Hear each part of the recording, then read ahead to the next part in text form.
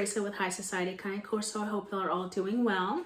Welcome to the first episode of Cane Corso Conversations. So these are just going to be little segments where we're going to take a deeper dive into all things dog and all things Cane Corso. So today's episode is going to be about dominant behaviors. What are some things to look for and how can we remedy some of these behaviors? Before we get started, don't forget to subscribe and hit that notification bell.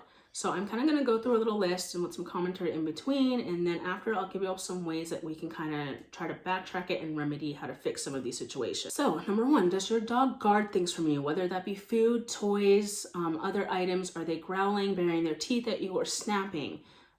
This is telling you that they believe that they're in control of everything that they essentially have, and it's not yours to touch, and they would never do this with an alpha. So you really need to start putting yourself in the mindset of a pack. In a pack, if the dog, whoever is alpha, the other dogs will not question what the alpha is doing. They will sit there quietly waiting for their turn, but they will never growl, do any of those behaviors with the alpha. So you need to work on fixing your relationship with your dog and asserting yourself back as the leader. Another thing that I see a lot is leash pulling, or that your dog is extremely adamant with walking in front of you, or like every time you reach an entryway, they're like bolting and they have to get through first. Is your dog very jealous? Do you have multiple dogs in the home and they're like super jealous and they steal attention from the other dogs? Another thing is, your dog does not move when asked to do so. So say you come in and your dog is sitting on the couch and they're not supposed to be there, and you ask them, hey, get down, and they just look at you and they absolutely blatantly refuse to get down. They ignore commands. So with the ignoring of commands, you really have to ask yourself three things before just deciding, okay, they're being stubborn and they're ignoring my commands. And one thing would be, does your dog know what you're asking it to do? So do they actually know the command?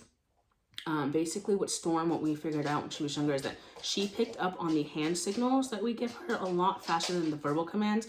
So I can do the hand signals with her and I could do them all day, every day, and she movement quickly. But when I would say just the words without the hand signals, she would get confused. She really didn't know what to do at that point. So that's when I knew that I had to work on her. So it wasn't that she was ignoring me at that stage. She just didn't actually know what exactly I was asking her to do. She was confused. The second thing is your dog physically capable of doing what you're asking it to do? So a lot of times, like certain breeds, like for example, Malinois, they pick up on stuff really quickly. They're very high energy. That's just not the same with a different breed of dog. So you have to know what exactly your breed is and how fast do they pick up things, on an average level, and you have to go at their pace. I cannot expect Storm to do something that maybe my Maltese can do, There's like a trade-off, or vice versa. I cannot expect a Maltese to do the same things that Storm does or pick it up at that level. And also, is there something wrong with your dog, like physically or mentally or anything like that, that prevents the dog from doing said task that you're asking him to do? Like for example, there was an example of somebody wanting to take their dog for a run, and the dog just refused to walk one day, didn't want to go anywhere, and then upon like really looking at their dog, she had a blister on her hand. So that's why she wasn't ignoring, she was in pain. Another big thing that I see a lot is like the dog whining and people thinking that it's cute. So like they consider it talking, for example. And that's fine if it really doesn't bother you. But with the whining, basically what they're telling you is like, it's kind of like asking your teenager to do something and they roll their eyes at you and they're like, I don't want to do it, and they back chat. It's equivalent to the back chatting. And another one that I've actually been messaged about a lot recently, especially with Cane Corso, is that like my dog is having food pickiness. So again, you need to ask yourself, is there something wrong with my dog? Take them to the vet and they determine that there's like nothing wrong. Then you can kind of like start looking at it like maybe the dog is trying to be a little bit dominant with you. And do not change the food. I promise you, your dog will not starve itself. They will eat when they're hungry. And what you need to do when the dog is being picky with his or her food is when it's mealtime, put the food down, give them 10-15 minutes. If they decide not to eat it, pick it right back up and offer the meal again when their next feeding time is. And I promise you, they will not starve themselves. They will quickly see that you are in control of the food. And then if they do not eat their food, then they're just not going to get fed at that said mealtime.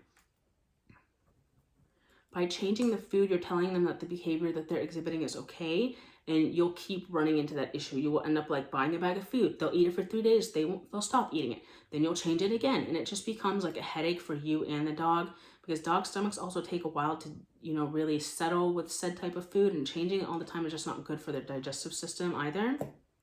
So, and a lot of these things are stuff that we see a lot with dogs, and it's never a problem unless you are starting to feel like it's a problem or you deem it to be an issue.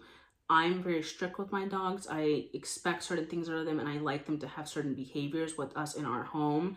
Not everybody is like that, and that's okay. Another thing that I do see a lot is like with Corso specifically is letting the dog sleep in your bed. My brother-in-law did this with his dog, and the dog started like growling at him or like wanting a specific side of the bed. In a pack, the alpha sleeps on top. So when your dog is sleeping level with you, it's like very primal. They have very primal thoughts, It's not like emotional really for them. When they sleep at the same level as you, they in their mind are equivalent to you. So you'll start seeing other issues come out of that. And that's fine if your dog sleeps in the bed and you are not seeing any issues. These are just things to look for. Like if you start getting a problem with behavior, you can kind of look at these things and be like, okay, maybe I need to stop doing this. Maybe I need to stop doing these. These are areas you can kind of pull back and kind of reevaluate with your Corso.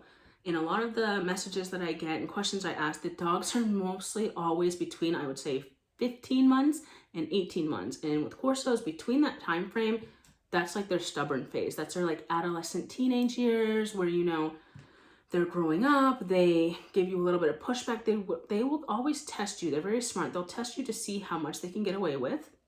And they're really trying to figure out during that stage what your role in the pack is. So some ways that you can kind of remedy and help you gain control of the situation is adopt a nothing is free in life philosophy. So for example, if your dog comes up and they like demand to be petted, don't pet them, don't touch them, tell them to go to place.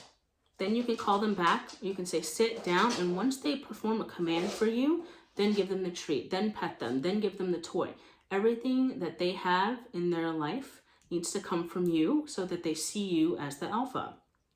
If you have a dog that's more so like very dominant and they're displaying a lot of these traits, you say not to play a lot of tug with them, because tug like elicits that kind of behavior of them being like dominant, and it like really ramps them up and amps them up with stuff. Another thing that a lot of vets will say is to spay or neuter your dog to like reduce the hormone levels. But with that, especially with Corsos, they're not fully grown. Like even at 2, sometimes some of them grow to like 3, So their hormone levels are not what they're going to be. So if you neuter them, you're not giving your dog a chance to mature to the full aspect of what they're going to do, like hormonally. So with that, you want to kind of try every other way before, and then talk with your vet, talk with your breeder about what other ways they think that you can gain control of the situation. If you're really just having a hard time, I really do recommend that you get a trainer, somebody that you can like talk to on, whenever you have questions. Send your dog to training. That will help. Obedience training helps a lot with all of these situations if you are having behavioral problems with your dog.